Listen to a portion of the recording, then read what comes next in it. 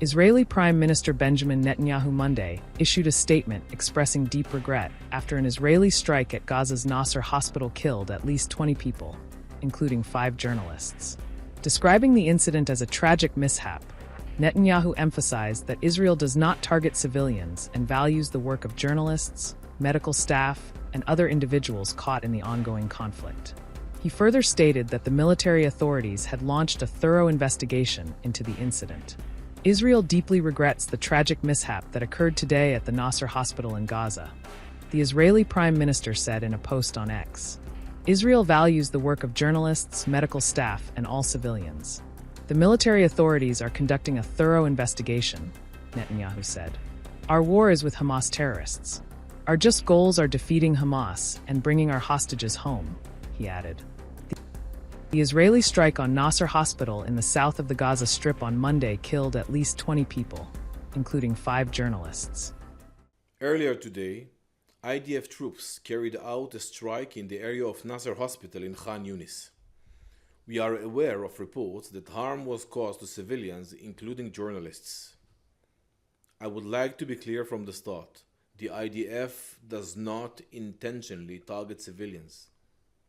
The IDF makes every effort to mitigate harm to civilians while ensuring the safety of our troops.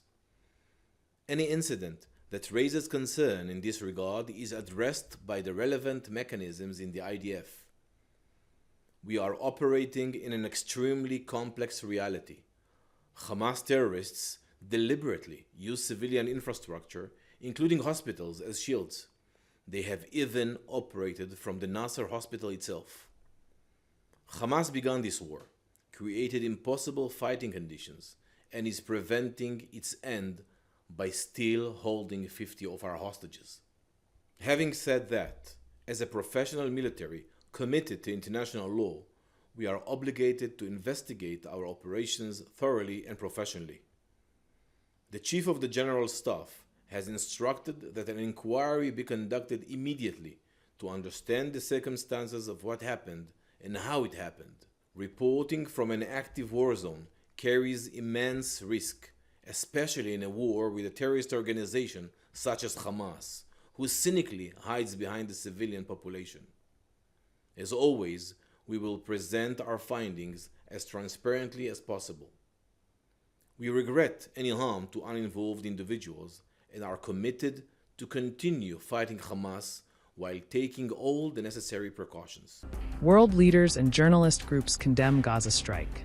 They are professional journalists working for legacy professional media, like, for example, Reuters or, for example, AP. A suicide drone hit the 3rd floor of the hospital, and this 3rd floor was reputedly known for being a space where journalists work.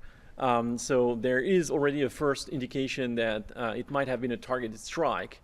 But 8 minutes after, while the emergency services and other journalists were stepping in to help, there was a second blast. So this is a very shocking situation. All these journalists are the victims of a smear campaign that is enabling the silence that sometimes we feel within the public space.